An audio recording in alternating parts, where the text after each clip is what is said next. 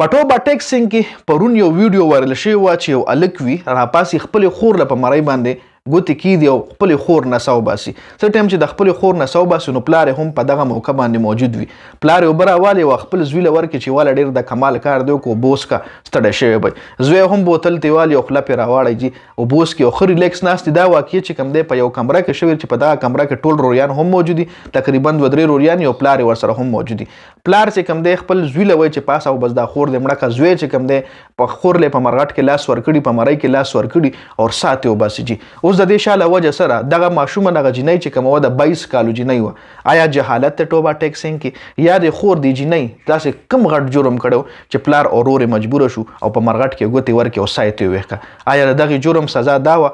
په دې ویډیو کې موږ په دې ټاپک باندې خبره کوو. ویډیو خپله هم مکمل وګورئ او مخکې ملګرو سره ضرور شریک کړئ. ټول نه پهله که موږ خبرو کوو د ورور او د خور د رشتې حوالې سره، نو دا یو ډېره خوږه رشته ده چې کله دا واړه وي یو بل سره جګړې کوي، یو بل سره ډېر زیات مخالفت، یو بل سره په هر څه جنګ جګړې. او چې کله دغه خور ودیږي او کوم ورور ورسره ډېرې زیاتې جګړې کړې وي نو دغه ورور د هغې په هغه ډولۍ باندې د ټولو نه زیات جړېږي هماغه ورور چې کوم ورور ورسره زیاتې جګړې کړې وي. ښه بیا د واده نه پس هم دا رونه چې کوم دی مختلف طریقو سره خور سره مدد کوي، مختلف طریقو سره د خور مرسته کوي، مختلف طریقو سره مطلب هر څه د خپلې خور دپاره هغه زر کړي. بیا چې خله د خور بچي وشي خورایي شي نو هغه خورایي هغه خورزي څومره زیات خوږه رشته وي جي. خو دې ځای کې اوس زه دې ځای کې دا حیران یم چې دا رور ولې دومره مجبوره شو، چې پلار یې ولې دومره مجبوره شو چې خپل زوی له وایي چې پاسه خور دې مړه که او د خور له په مرۍ کې لاس ورکه او سات یې وباسه. رور یې هم پاسې په خوشحالۍ هماغه خور له په مرۍ کې لاس ورکړي او سات یې وباسي جي. آیا دې داسې څه جرم کړی و؟ که په جرم باندې مونږ خبرو کوو، که ډېر غټ جرم هم کړی و، که ډېر غټ جرم هم کړی و، لکه پښتنو کې اکثر تاسو کتلي وي چې همداسې خویندې وژلې کېږي یا داسې جینۍ وژلې کېږي یا هلک وژلې کېږي نو په غیرت باندې وژلې کېږي.